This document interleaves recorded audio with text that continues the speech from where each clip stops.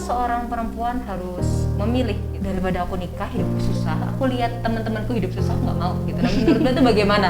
Mbak Eni menyebutkan kalau hak kita sebagai perempuan itu sama dengan hak laki-laki gitu ya. Kalau ada seorang pemimpin perempuan, iya betul. Menurut Mbak Eni itu bagaimana tanggapannya ketika melihat ada pemimpin perempuan? Kalau kita punya mimpi, kejar mimpi itu.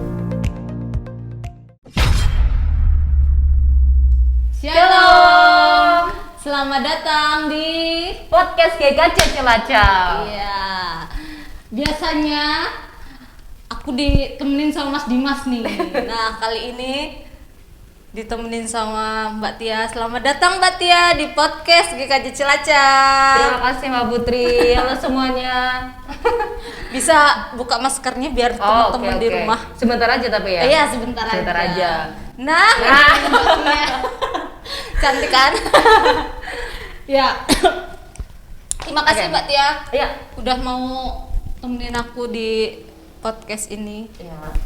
Dan di sini aku mau ngajak Mbak Tia buat bahas tentang perempuan sebagai pemimpin. Wah, iya tuh.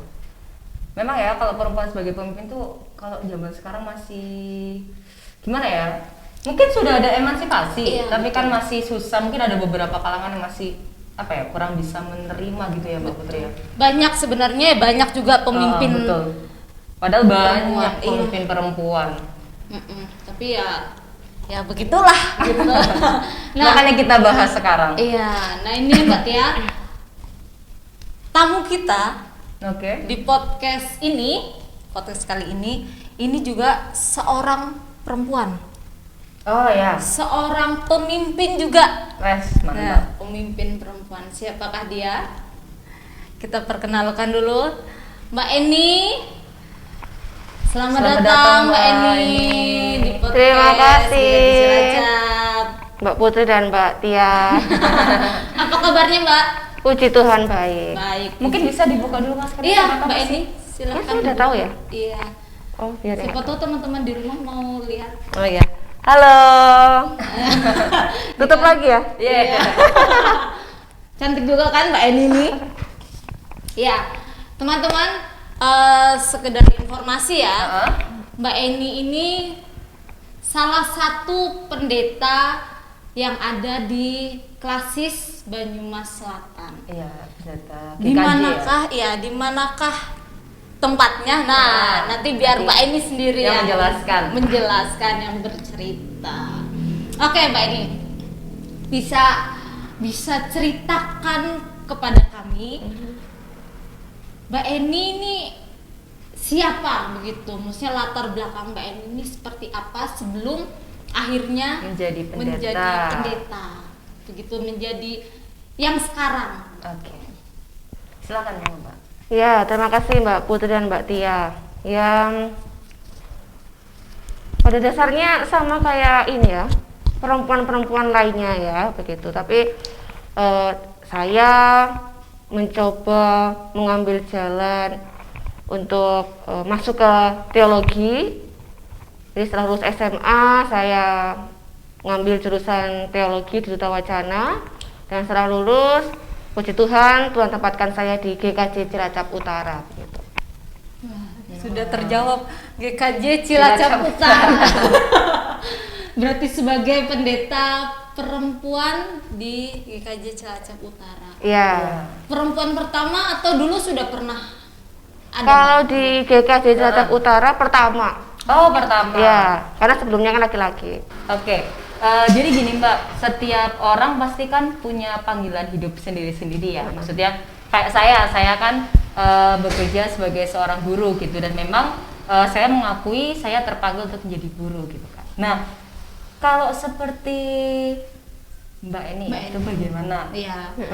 Ya, kalau Mbak Eni kan sebagai seorang pendeta nih. Iya. Nah, itu panggilan itu muncul dari diri pribadi atau dorongan dari orang tua atau orang sekitar yang memang pengen siapa ya, pengen anaknya ada yang jadi pendeta. Iya. Kayak ibu saya juga kayak gitu masalahnya. Jadi kepengen anak salah satu anaknya jadi pendeta, ibu saya mendorong gitu, maksudnya kalau bisa jadi pendeta. Cuma memang panggilan saya kan dari sana. Nah kalau Mbak Eni itu bagaimana? Iya, sebenarnya kalau panggilan itu muncul ketika SMA sebenarnya. Oh, Sebenarnya dulu cita-cita itu bukan pendeta. oh gitu. Tapi polwan sebenarnya. Polwan. Polwan. Oh, polwan. Kenapa? Soalnya kan bapak polisi, Oh, gitu. yang kakung juga polisi gitu kan. Niat hati nih ya, pengen meneruskan, Oh, begitu. Niat oke. hati. Tapi ketika SMA ikut katekisasi kan, nah di situ ada mahasiswa praktek yang ngajar katekisasi di situ. Nggak tahu kenapa sejak itu tuh jadi tertarik gitu ya, pengen masuk teologi, pengen jadi pendeta. Begitu. Oh gitu. Jadi memang dari pemuda remaja itu udah kepengen ya, Mbak. Dari SMA berarti kan dari SMA, remaja iya, itu katekisasi kan SMA. sudah gitu. kepengen jadi pendeta gitu ya, Mbak ya. Itu luar biasa banget ya, Mbak.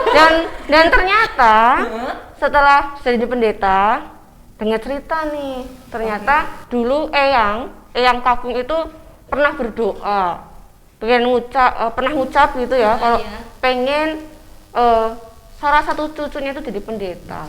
Ya mungkin itu juga salah satu doa dari eyang juga mungkin ya, begitu. Oh, jadi memang Nah baru tahu akhir-akhir ini Oke. tentang itu. Berarti memang pernah didoakan. Iya, untuk betul. salah satu keluarga menjadi seorang pendeta dan Iya. kebetulan karena tujuannya kan baik juga ya, Mbak Bunda ya. Iya. Jadi dikabulkan gitu sama Tuhan. Iya. Dan itu juga ya apa ya, banyak juga sebenarnya dari teman-teman kita, teman-teman pemuda juga ada juga yang beberapa, oh aku lihat apa ada mahasiswa praktek nih, aku kok jadi pengen Tertarik kayak gitu gitu, ya, iya pengen gitu, jadi tertarik, pelayan Tuhan. iya betul. Nah, Mbak, tadi kan dibilang sampai SMA.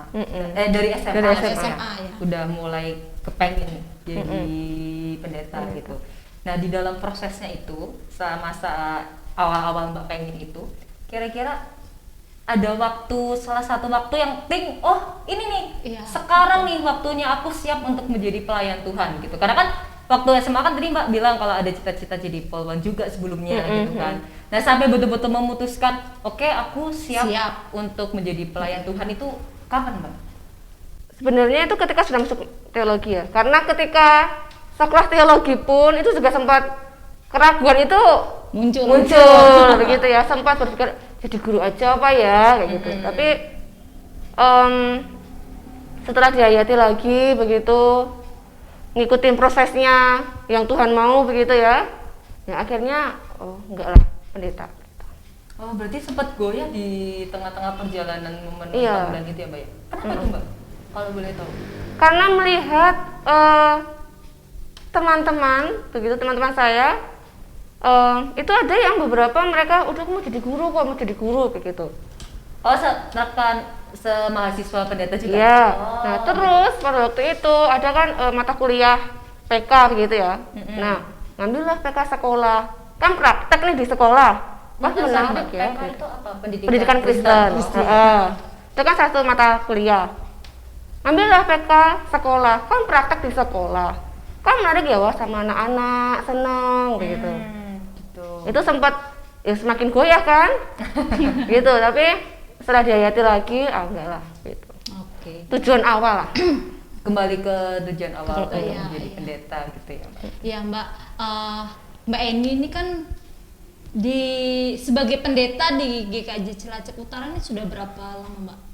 Ditabiskan 2017. Oh 2017. Tiga tahun. 3 tahun betul ya? 17 3 tahun ya. 3 tahun. September. Oke, berarti ya sekitar 3 tahun, Sudah 2-3 cukup tahun. lah. Ah. Sudah cukup lama. Sebelumnya, apakah pernah berproses di gereja lain atau langsung selesai kuliah terus langsung berproses Di Cilacap Utara. Iya, Di Cilacap Cilacap Utara. Iya, setelah lulus nih ya, saya lulus pernah berproses di salah satu gereja. Oke. Tapi lalu akhirnya nyangkutnya di Cilacap Utara. Cilacap Di Cilacap Utara. Ya, oke. Mbak Tia, ini sekedar informasi Oke, ya. gimana Mbak? Mbak Eni ini termasuk pengantin baru loh. Selamat Mbak Eni atas pernikahannya. Selamat Terima ya, Mbak, kasih. ya. Sama-sama. Semoga segera menyusul ya. Siapa dulu yang nanti ini? Nanti dulu deh. Ya. Oke Mbak, jadi Mbak kan sudah menikah nih Mbak. Di dalam proses memenuhi panggilan, maksudnya panggilan sebagai seorang pendeta gitu, apakah ada dukungan dari suami gitu? Apakah suami mendukung dengan 100%? Oke, nggak apa-apa melayani Tuhan gitu, ataukah di dalam prosesnya itu ada juga sempat goyah juga gitu Mbak? Mungkin bisa sharingkan sedikit. Iya, kalau bersama pasangan ya. Bersama Iya. pasangan. Puji Tuhannya 100% mendukung begitu. Wah. Karena dari awal saya mengenal pasangan saya yang sekarang ini, saya sudah jadi pendeta begitu. Jadi kan dia sudah tahu saya jadi pendeta, jadi ya berarti kan harus siap dengan segala Konsekuensinya. begitu. Oke. gitu. Dan pastinya Mbak, kalau kami kepo-kepo sedikit nggak apa-apa ya Mbak? Apa tuh? Apa? Ya, maksudnya sebagai Mbak Eni sebagai seorang pendeta dan Masnya juga pasti berkarir di dunia lain begitu kan? Oh, dunia lain. Dia bukan maksudnya di pekerjaan lain. pekerjaan lain. Itu pasti kan sebelum menikah kalian merencanakan atau membuat komitmen yang nantinya akan kalian jalani bersama gitu. Kira-kira komitmen apa sih Mbak yang kalian rancang begitu loh? Mungkin bisa di-sharing. Iya, komitmennya ya tentu dia harus mendukung apa yang saya lakukan di Cilacap gitu. Dan nantinya pasangan saya harus ikut saya ke Cilacap Oh, begitu. pada akhirnya dia akan ikut ke Cilacap. Iya, meskipun butuh proses ya gitu. Oh, jadi sekarang LDRan ya Mbak Iya. sama suami? Iya, Oke. jadi suami saya ada di Tuntang, saya di Tuntang, Cilacap ya. Tuntang. Oh, Tuntang enggak? Nggak tahu. Tuntang itu masuknya Kabupaten Semarang tapi udah mepet ke Salatiga. Oh. Di tengah-tengah lah. Begitu. Nah, nantinya akan ikut ke Cilacap. Tapi ya tidak terlalu buru-buru gitu. Oh, gitu. Jadi memang Nantinya. pada nantinya akhirnya akan ikut ke Cilacap juga ya Mbak ya.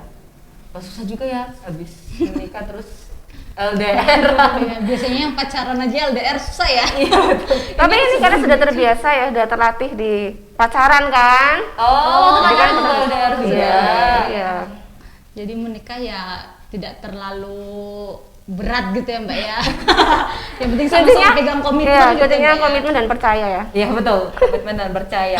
Nah, tadi kan Mbak bagikan beberapa komitmen dengan pasangan gitu ya Mbak ya. Nah, di dalam prosesnya nih hingga sampai saat ini, hingga saya menikah, kira-kira itu ada nggak sih komitmen yang tadinya sudah sepakati? Oh ternyata nih kurang bisa ini nih, kurang bisanya apa ya? Kurang bisa Kurang adaptasi. Apa sih itu namanya? kurang bisa cocok sama iya. situasi saat ini, jadi ini harus dikurangi nih misalnya, atau oh ini kayaknya yang dulu ini kurang cocok juga jadi ini harus ditambahkan gitu. Ada nggak Mbak yang seperti itu Mbak, komitmen seperti itu? Iya, karena ini masih muda gitu ya. Masih 1 bulan lebih sedikit gitu ya. Jadi semua masih baik-baik saja begitu. Gitu, jadi apa yang sudah direncanakan atau apa yang sudah dipegang di awal ya itu yang terus dijalani bersama dengan pasangan. Gitu. Oke, seperti Iya, itu. iya Mbak. Kalau itu kan tadi Mbak Eni bersama pasangan begitu. Betul. Nah, ini Mbak Eni bersama jemaat. Oke. Kira-kira apa sih Mbak hambatan? Apakah ada hambatan-hambatan Mbak Eni dalam proses panggilan setelah ditahbiskan di Cilacap Utara? Tantangannya begitu, harus bisa masuk ke semua usia. Oh iya, Ya, memang begitu, kan iya. banyak ya, Iya. bervariasi Iya. usianya. Ya itu sih tantangan terbesar begitu ya, yang masih terus belajar begitu. Karena ketika menjadi pendeta ya jarang lah istilahnya ya, jarang bersama yang sepuh-sepuh begitu ya. Nah sekarang harus belajar begitu untuk bisa ya masuklah ke sana sini begitu. Oh iya, memang ya kalau golongan tua dan golongan muda udah kayak masa penjajahan. Memang harus pinter-pinter apa ya? Harus pinter-pinter kita membawa diri ya. Iya, membawa diri gitu. betul. Waktu kemarin juga yang waktu kita ada seminar yang di kelas itu kan, Oh, kalau iya. kata bapak itu kalau kita anak muda itu harus bisa ngomong gitu, ngomong yang masih sepuh, ngomong yang anak-anak Iya. gitu. Memang tantangannya mungkin akan jauh lebih besar ya Mbak ya. Ya. Oke. Ya Mbak, kalau di Cilacap Utara sendiri sebelum ada Mbak Eni itu kan ada pendeta lain gitu, dan beliaunya juga alih tugas ya Mbak ya, alih tugas. Pasti waktu Mbak Eni ada di sini pasti jemaat itu memiliki ekspektasi tentang Mbak Eni yang wah begitu. Baik dari pelayanannya atau mungkin dari bekerjanya gitu, atau mungkin bahkan dari bobot khotbahnya gitu. Kira-kira ada nggak Mbak? Maksudnya ada orang yang sampai keluar ngomong gitu. Siapa tahu kan. Jadi ini di gereja ini gini nih gitu misalnya. Iya, pastinya ada begitu ya. Tapi bagaimana kita menanggapinya begitu ya? Oke. Karena tentu setiap pribadi kan berbeda, itu yang perlu ditekankan. Oh gitu ya. Jadi memang perlu ada toleransi kali ya Mbak ya. Perlu ada toleransi untuk hal seperti itu. Pasti kan ada ya Mbak orang-orang yang agak sedikit banyak memberikan kritik dan saran gitu kan Mbak. Nah kalau saat proses itu terjadi, kira-kira bagaimana cara Mbak menyikapi gitu loh untuk orang-orang yang sering banget ngasih kritik dan saran dalam artian karena terlalu sering, jadi dia itu dia sukanya membahas hal-hal seperti itu kan, kadang-kadang ada orang yang seperti itu gitu. Nah Mbak cara menghadapinya bagaimana Mbak? Diambil saja sisi positifnya kan, begitu. Oke. Bisa jadi loh orang-orang seperti itu memang Tuhan pakai untuk membentuk kita. Oh ya betul. Gitu kan, jadi kita lihat positifnya. Oh gitu ya, jadi tetap diambil dari sisi positifnya gitu ya Mbak ya. Iya. Oke, kalau di dalam kehidupan berjemaat sendiri, maksudnya kehidupan berjemaat di sini, di gereja ini, apakah kira-kira mungkin Mbak bisa sharingkan gitu, suka dukanya bagaimana? Gitu baik di dalam proses pelayanan jemaat, maksudnya pelayanan melayani jemaat ke rumah-rumah, atau di dalam prosesnya khotbah di gereja, itu kira-kira suka dukanya itu bagaimana? Ataupun mungkin ketika bersinggungan dengan pengurus gereja, baik majelis maupun pegawai-pegawai gereja gitu. Kayak gimana Mbak? Kira-kira suka dukanya itu seperti apa? Suka dukanya ya tentu karena kita berpelayanan tidak sendiri ya, tapi kan bersama-sama. Betul. Banyak kepala begitu. Tentu banyak pemikiran-pemikiran begitu. Ya, suka dukanya ini bisa menerima, menyaring setiap masukan-masukan begitu ya. Begitu sih. Oh gitu, berarti memang banyak ada saran masukan gitu ya Mbak ya, untuk karena memang saran masukan kan untuk pertumbuhan kita secara pribadi gitu kan ya Mbak. Berarti maksudnya kita lebih membuka diri lah. Nah, ya betul, membuka diri. Mana yang baik, mana yang yang baik kita terima begitu kan, yang tidak baik ya sudah Ya lah. sudah. Ya Mbak, kalau sekarang kan Mbak ini sudah menikah nih, Sudah punya suami. punya suami begitu. Jadi mungkin kalau pas suami kesini, pulang kesini, Mbak ada pelayanan di luar gitu, Mbak ini bisa diantar sama suami.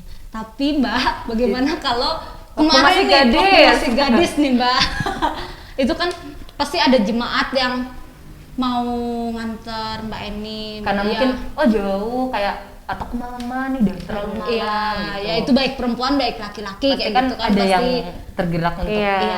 Tapi gimana kalau yang mengantar nih jemaat laki-laki Mbak, yang mengantar jemaat laki-laki itu pasti niatnya sebenarnya mengantar, tapi kan kita nggak tahu orang-orang di belakang ini bicara bisa jadi nggak sesuai begitu.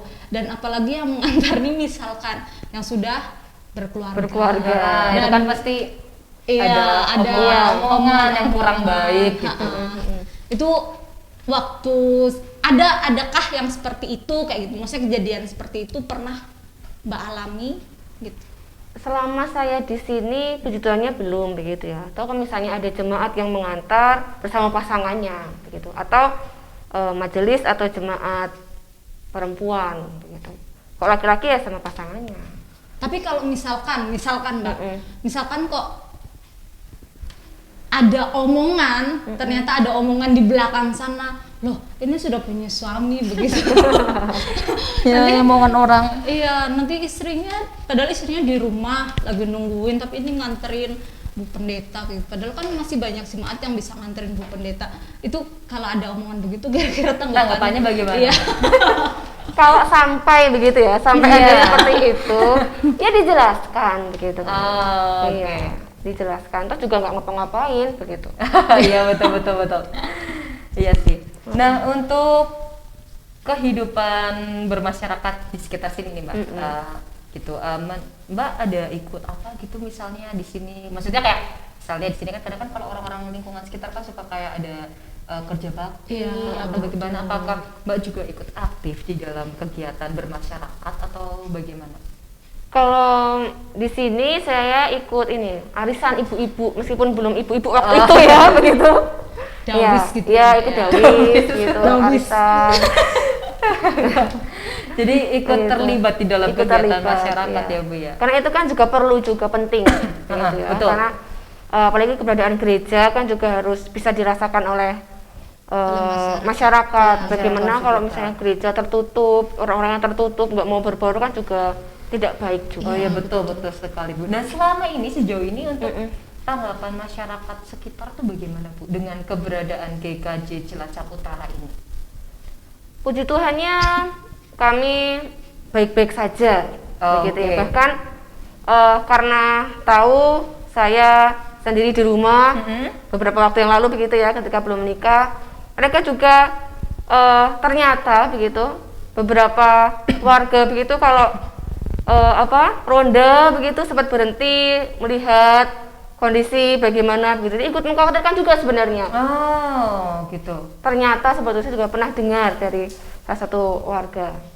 Oh berarti masyarakatnya bagus ya? Iya, betul ya, saling apa itu namanya mendukung satu sama iya. lain.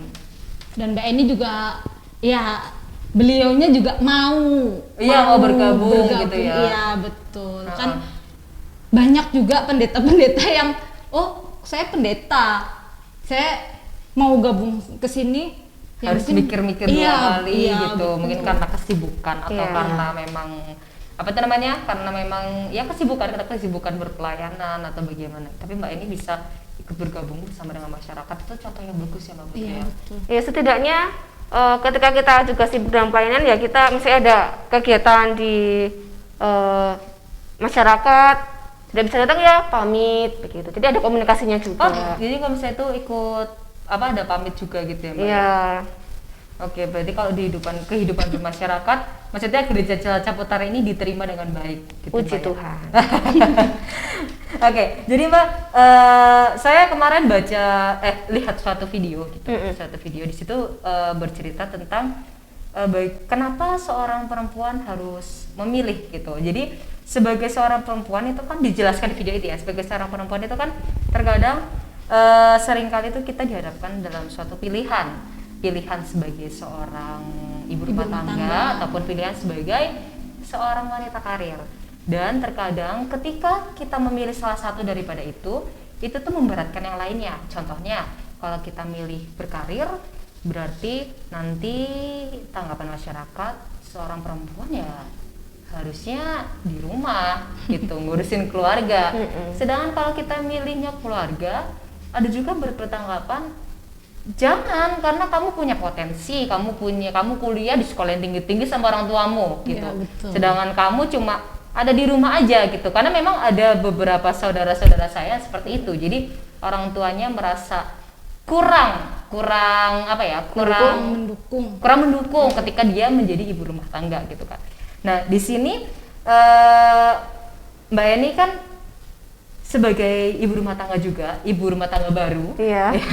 dan sebagai seorang wanita yang berkarir juga gitu, dan karirnya nggak tanggung-tanggung sebagai seorang pemimpin gereja gitu kan ya Mbak ya. Dan kadang itu ada ini ya, ada label dari masyarakat gitu. Kalau sekolah itu nggak usah tinggi-tinggi. Ya itulah karena memang perempuan ujung-ujungnya juga di rumah gitu. Jadi ngapain sekolah tinggi-tinggi? Nah, menurut Mbak itu bagaimana tanggapan untuk orang-orang yang seperti itu gitu? Iya, memang masih banyak ya di masyarakat yang punya Betul. pemikiran seperti itu. Betul. Bagaimana kita menjelaskan ke mereka? Kalau itu terjadi pada diri saya begitu ya. Bagaimana saya mencoba untuk mengkomunikasikan, menjelaskan, membuka cara pandang yang baru begitu, bahwa sebenarnya wanita atau perempuan ini juga dia juga punya hak yang sama seperti laki-laki begitu. Dia juga punya mimpi begitu. Meskipun dia juga punya tanggung jawab di rumah begitu. Sebagai seorang istri, sebagai seorang ibu begitu. Begitu. Nah, berarti bagaimana cara menjelaskannya ya Mbak? Iya. Nah, jadi gini Mbak, ada beberapa sebetulnya saya mendapati juga teman-teman saya gitu. Saya jadi sharing sedikit. Teman-teman saya tuh karena itulah, karena ada beban. Mungkin kita bisa bilang itu adalah beban moral ya Mbak Iya, Putri ya. betul. Sebagai beban moral sebagai seorang wanita gitu kan. Kalau misalnya menikah harus ngurusin keluarga, ada banyak sekali yang harus diurusin gitu, dan membuat ada ketakutan-ketakutan untuk wanita menjalin sebuah keluarga atau membangun sebuah keluarga gitu. Nah, kalau menurut Mbak, bagaimana ketika menghadapi seseorang misalnya jemaat nih, ada yang curhat seperti itu kayak, udah aku nggak mau nikah, aku selibat aja gitu. Kalau dibilang orang-orang selibat gitu, aku nggak mau nikah lah, udahlah daripada aku menikah terus aku karirku juga sudah bagus gitu. Bahkan ada dulu teman saya yang bilang daripada aku nikah hidupku susah, aku lihat teman-temanku hidup susah, aku nggak mau gitu. Nah, menurut Mbak itu bagaimana menanggapi orang yang seperti itu gitu? Iya, hidup ini kan pilihan begitu. Betul. Jadi kalau misalnya ada seseorang yang memilih jalan hidupnya untuk selibat, hidup sendiri, ya tidak masalah begitu. Karena itu kan pilihan hidup. Iya betul. Iya, jadi kita ya harus menerima begitu.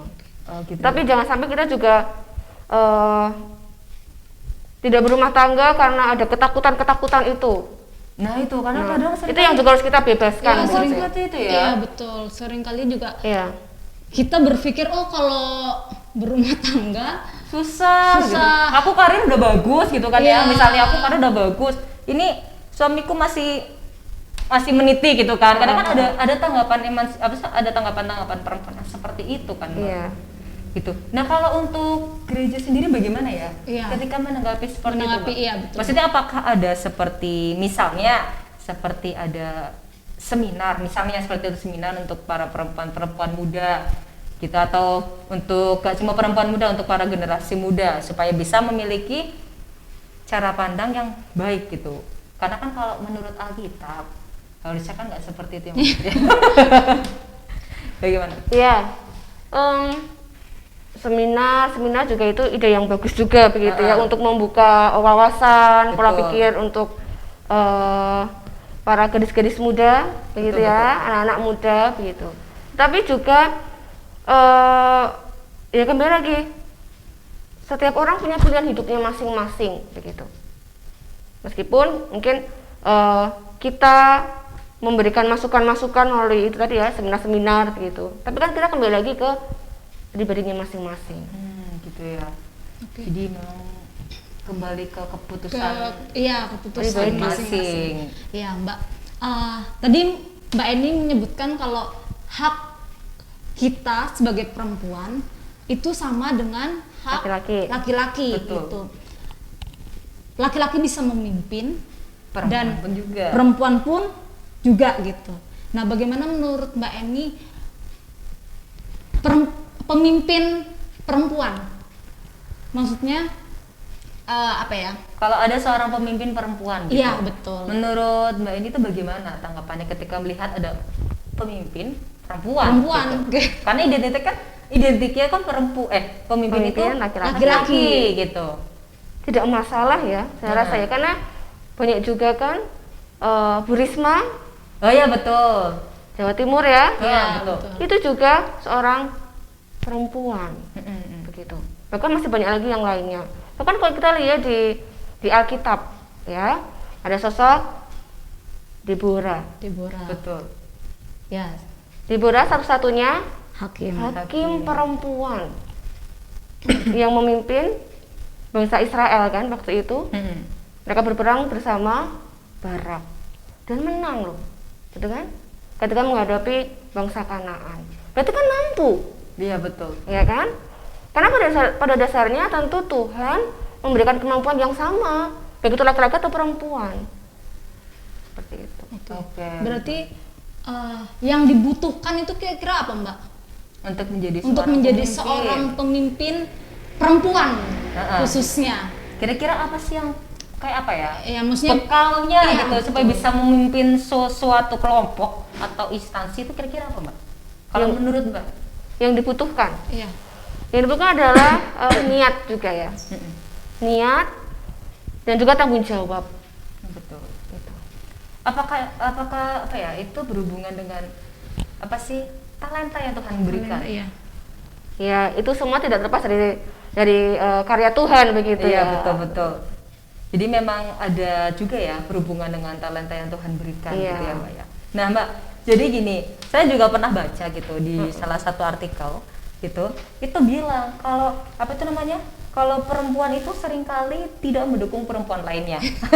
Maksudnya adalah perempuan itu agak susah gitu kalau misalnya mau memuji perempuan lainnya. Nah, ada yang seperti itu gitu kan, Mbak.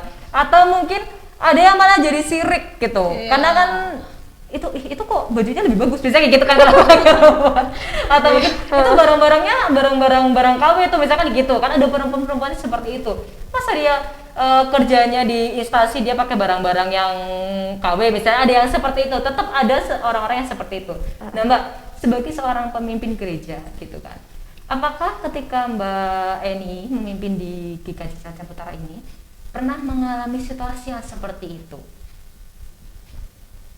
Selama ini belum begitu ya. Oh, Tetapi iya. mungkin memang di luaran sana begitu ya, menganggap bahwa saingan begitu ya. Saingan. Apalagi satu profesi, Betul. begitu kok dia lebih daripada kita.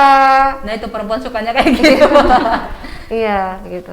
Tapi sebenarnya kita juga harus tidak perlu menganggap itu sebagai saingan, tapi justru memacu kita ya. Oh, kok dia bisa, kenapa saya nggak bisa? Oh gitu, berarti buat jadi tempat motivasi Iya, ya, betul. motivasi. Jadi jangan lihat secara Bertumbuh. negatifnya ya, tetapi Betul. positifnya. Memang dilihat secara positifnya Iya. seperti itu. Ya, Mbak. Terus ngomong-ngomong tadi Mbak Eni menyebutkan Deborah nih.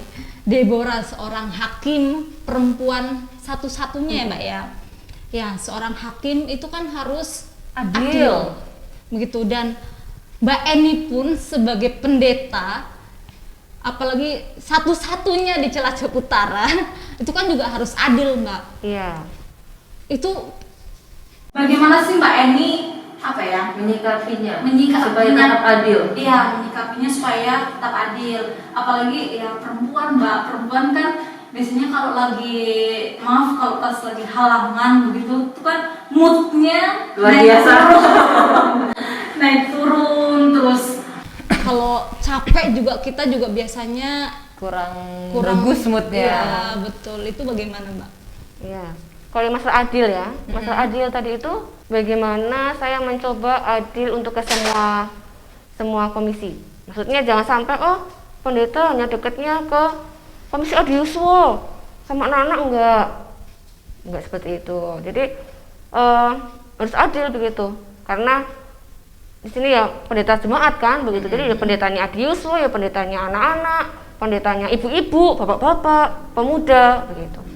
Berarti ada membangun relasi kedekatan gitu ya dari Iya. berbagai macam kalangan gitu. Usia ya. Iya, kalangan usia Usia. maksudnya.